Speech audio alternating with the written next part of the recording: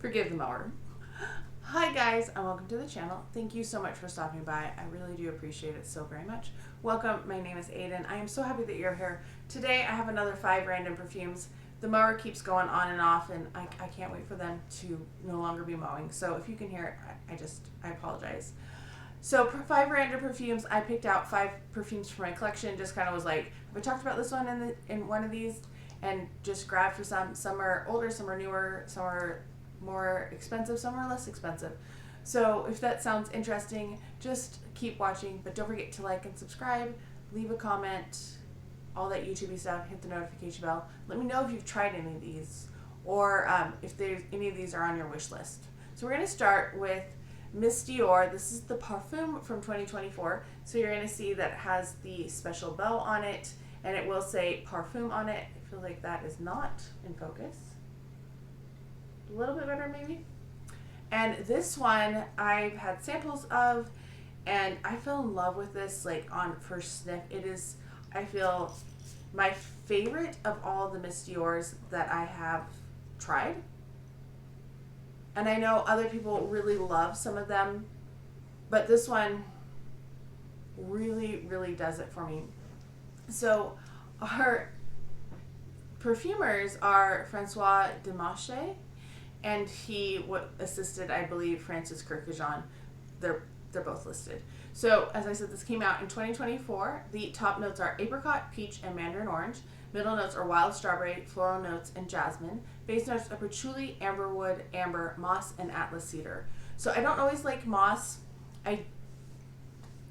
Patchouli, like, this is the type of patchouli that I really like. I get a lot of strawberry. I forgot it had apricot, and that's probably what's sweetening it up a little bit and making it even more so something that I really enjoy, because I love stone fruits. I love drupes. Some of my favorites. But I've worn this. I mean, I do have a little dent in it because I've worn it so much. I've also gotten compliments on this. I took my mom to the doctor's office, and the receptionist was like, oh my gosh, what are you wearing? That smells so good. And I said, and she's like, oh, I just smelled that with my granddaughter at the perfume booth, or counter, not booth. So yeah, Miss Dior Parfum for the 2024 version. Absolute love. Oh, it smells so good. Next up is a newer perfume in my collection, and that is from Ariana Grande. This is R.E.M, but this is the cherry version. So if you don't like the crazy bottle that it comes in, you can take out that, and then you're just left with this. I don't feel like the cap really makes sense without it though. So this one I was curious about, and then I smelled it in store and I was like, oh yeah, definitely something I'm interested in. I do have a slight dent in it. Let's see. It's really hard with circular bottles. Also with, so yeah, I've used a little bit.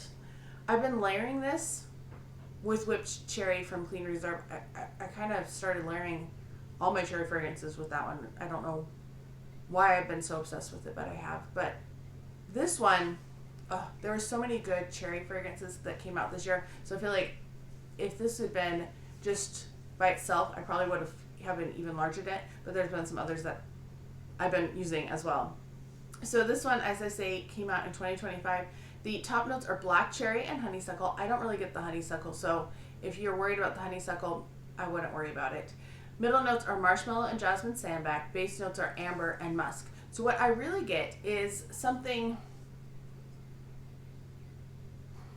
I want to say it's like Scandal light. It's not as syrupy, but if you think of like how those perfumes smell, if you took away the syrup part of it, if that makes sense, that's kind of what I get. So it's a very strong fruity scent, maybe a little syrup, but it's not like Scandal or Scandal by Night. I wish it was Scandal by Night, because that is one of my favorites too. This one is just really nice, bright. I feel like maybe there's a little citrus in here that is brightening up the cherry, and I feel like this could be a nice year-round one. It's been one that I keep going, no, spray something else, like leave this one because you know you're going to be wearing it a lot. So let's see what else we have. And I really like it. We're going to go back in time in my collection to Black Opium, and Black Opium came out in 2014. And I remember when they had this at Macy's and they had a special gift set, and I was like, I really wanted that gift set for Christmas. And my mom was horrified at how much it was, but she did buy me the gift set, and it had this, and that had like the 3-ounce bottle, so I will never be out of Black Opium. But I forgot how good this smelled, because I've been wearing the flankers, right? They keep coming, they keep coming. My overred, I have like about half of it gone already. But this one, I want to revisit this one. I think this is going to be the fragrance that I use this fall and winter, because I don't know, I just feel like I need to go back to the roots. So, like I said, it came out in 2014. Our top notes are pear, pink pepper, and orange blossom. Middle notes are coffee, jasmine, bitter almond, and licorice. Base notes are vanilla, patchouli, cashmere wood, and cedar. I am getting the coffee, obviously, that, and the vanilla. Those were like the two things that really drew me into this scent in the first place, caught my attention when I saw those were notes. And then I usually get the orange blossom, right? And I'm indifferent to orange blossom. Like, sometimes I really don't like the scent, sometimes I enjoy them. But with this, I'm getting the orange blossom, but I also feel like I'm getting the pear more than I used to. So I'm excited to spend some more time with this year and play with it and wear it, because I think it's so pretty. And I feel like maybe something even with a little bit more vanilla might make it really bloom even more. So I'm excited. That was one of my decisions for this year. You know how I said there was a lot of cherry fragrances lately? Here's another one. This is Victoria's Secret Bombshell Midnight, and this is, you know, the holiday edition. You can tell by the bling on it. This came out at the end of 2024, and we're going to go straight from their site, because while Fragrantica has it, it doesn't have the notes listed in their description. So it said, this perfume combines the rich and sweet notes of black cherry and vanilla with the floral touch of white peony and the depth of woods. So I get some cherry. This one, I feel like, I have a friend who is sensitive to scents, and I wore this layered with whipped cherry by R.E.M, or by Clean Reserve, sorry, and that didn't seem to bother her.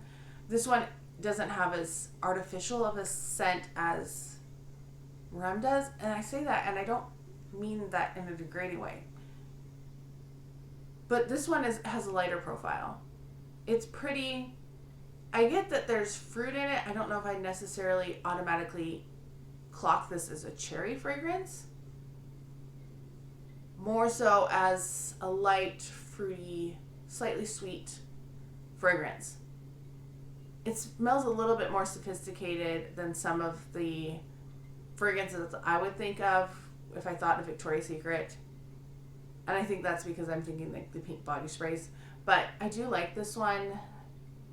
Is it a love? It's not a love, but I do think it is a nice one, and I'm glad that I got it for my collection. Final perfume today is from True Fragrance, and this is Vanilla Potion. And will you show? I know it's shiny, so it doesn't want to show.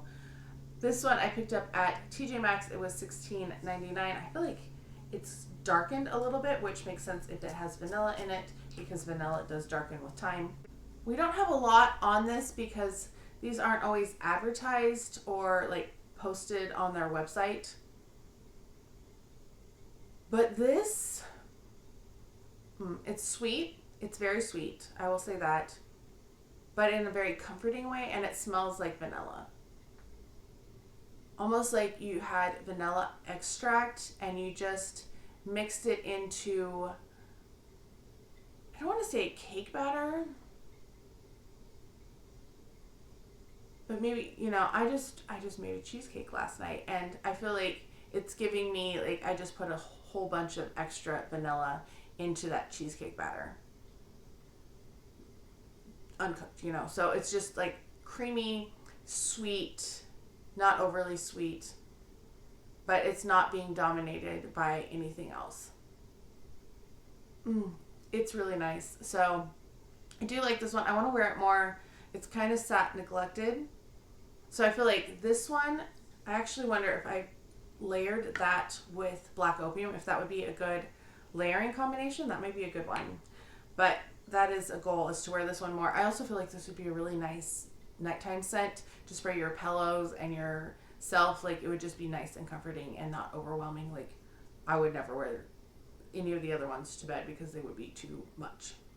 Since I started ranking these at the end, I think we're going to continue that. This is going to be hard. Like, number 1 is easy. Number 2 is easy.